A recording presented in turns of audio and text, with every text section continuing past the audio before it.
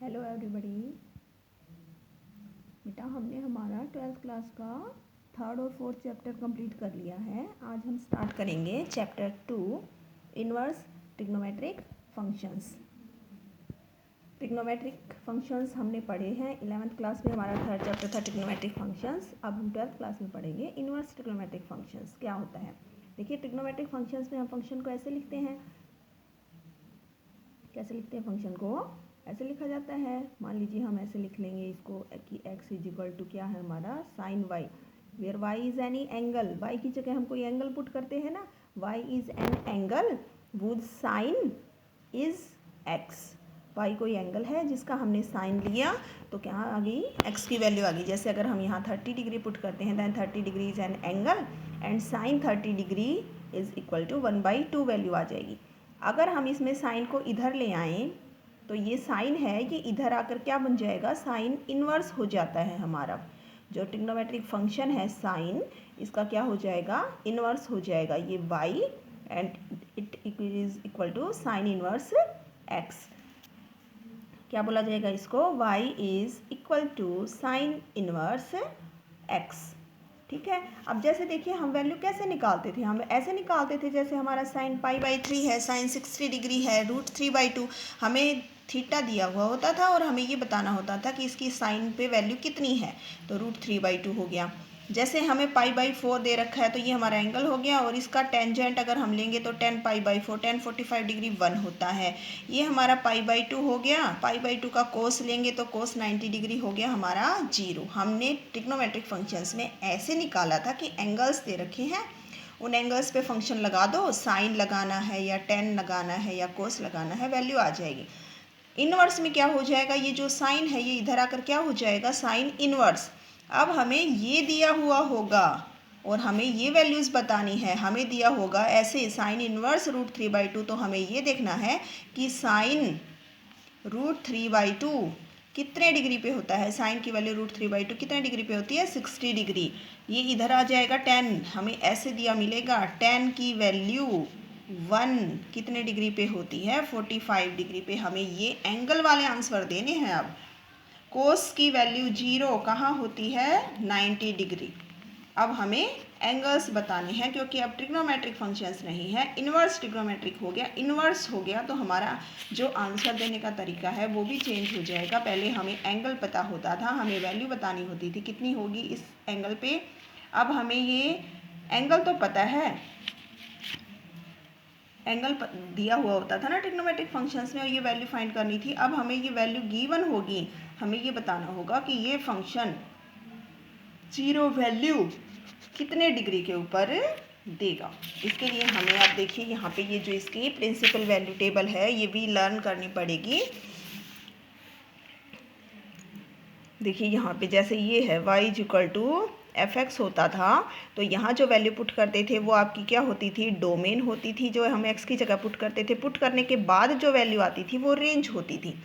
तो यहाँ पर ये जो फंक्शन है, अब यहाँ पर ये जो x है, ये जो x होगा वो हमारा डोमेन होगा और फिर जो वैल्यू आएगी यहाँ से वो हमारी क्या होगी, रेंज।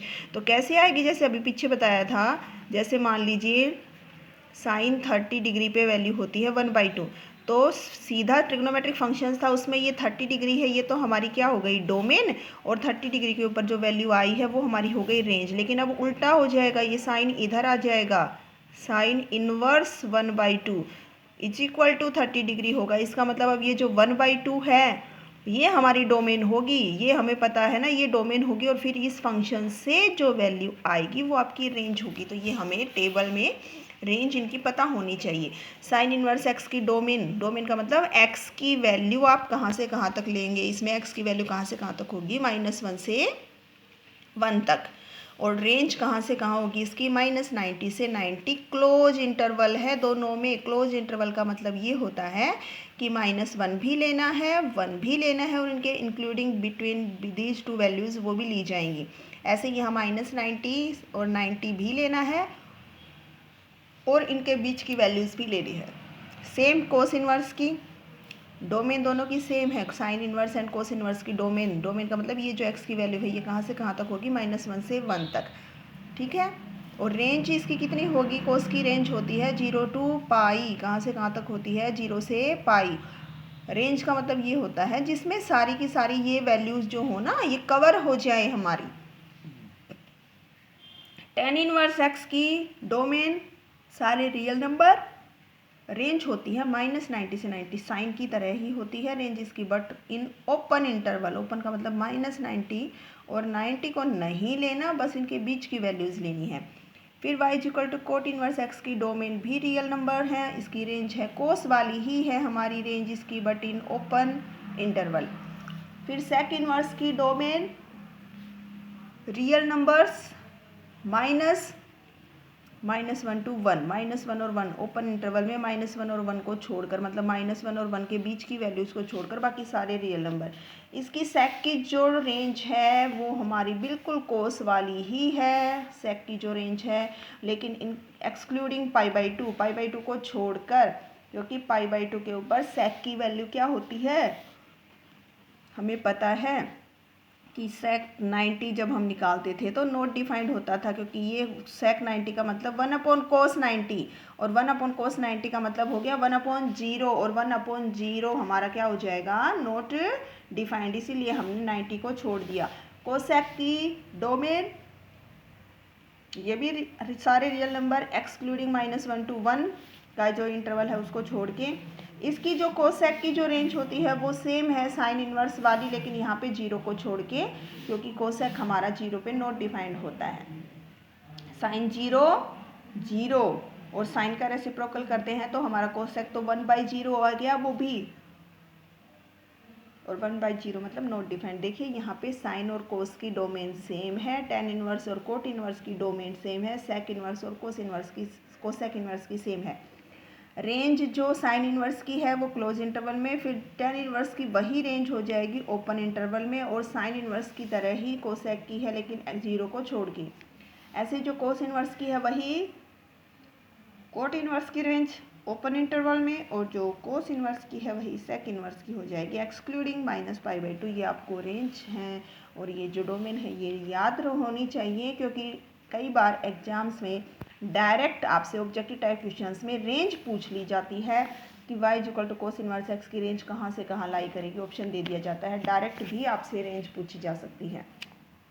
फिर अब ये जो इसकी प्रॉपर्टीज़ हैं, साइन इनवर्स और जो साइन है ये एक दूसरे के रेसिप्रोकल फंक्शंस होते हैं, मतलब हम इनको कैंसिल आउट करके x बच जाएगा। कैंसिल का मतलब ऐसे काटना नहीं होता है कि कहीं ऐसे काट के दिखाओ सीधा हम x लिख सकते हैं, लेकिन उसके लिए कंडीशन लगेगी, ये कंडीशन है इसकी। सीधा फंक्शन होता है ट्रिग्नोमेट्रिक, तो उसकी डोमेन एंगल्स में होती है, और जो इनवर्स फंक्शन होता है उसकी रेंज एंगल्स में हो जाती है। क्लियर है? सीधा जो ट्रिग्नोमेट्रिक फंक्शंस होता है उसकी डोमेन एंगल्स में होती है, और जब वो इनवर्स बन जाता है तो उसकी रेंज, मतलब जो उसका आंसर आता है वो एंगल्स में आता है। तो यहाँ पे ट्रिग्नोमेट्रिक है ये हमारा फंक्शन, तो जो इसकी ये है ये एंगल्स में होगी, तो इसके ऊपर ये लगेगा कि ये अपनी इंटरवल में होना चाहिए, x की वैल्यू -पाई/2 से पाई/2।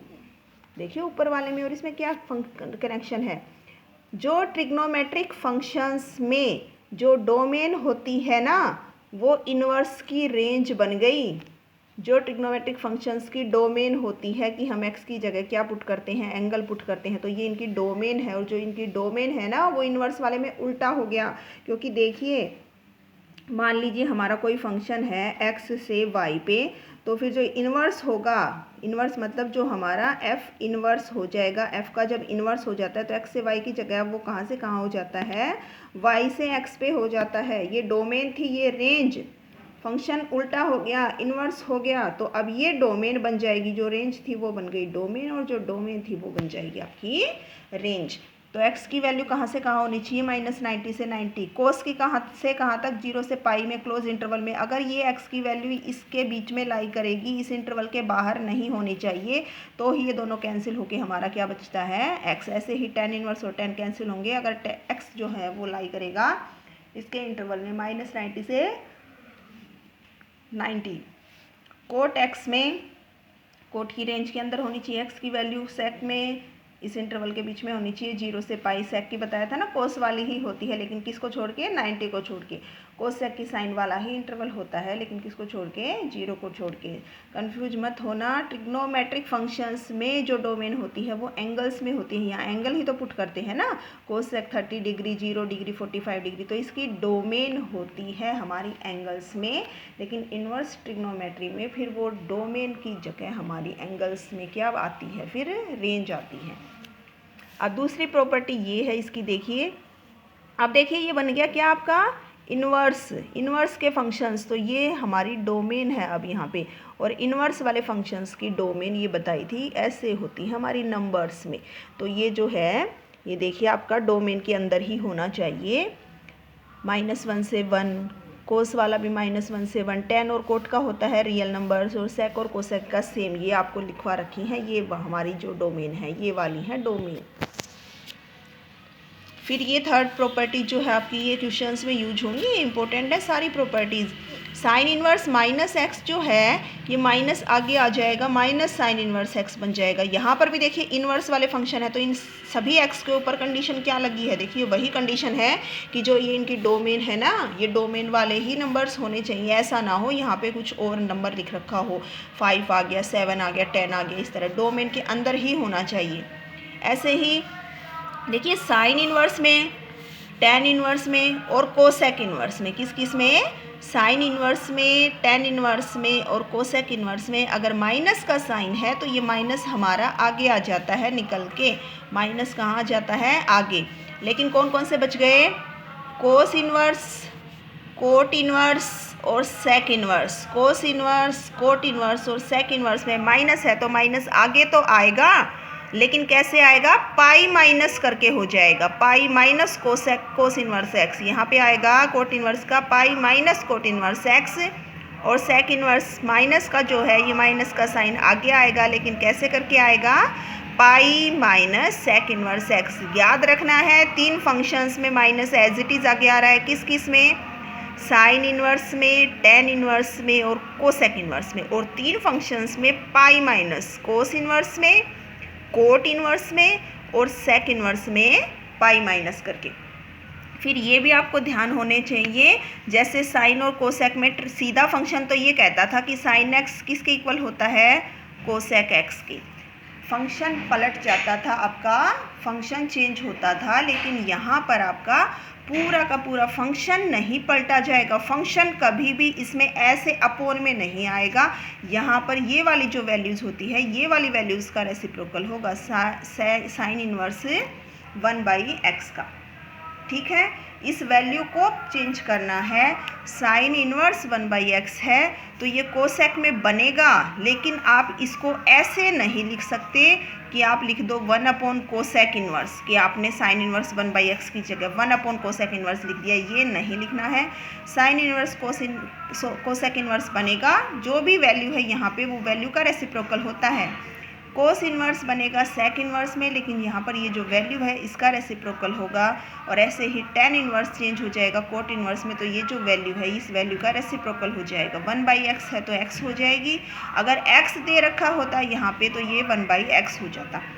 ये 3 प्रॉपर्टीज़ हैं, ये भी आपकी बहुत इंपॉर्टेंट हैं। ये भी आपकी डायरेक्ट क्वेश्चन में ऑब्जेक्टिव टाइप क्वेश्चन का दे दिया जाता है।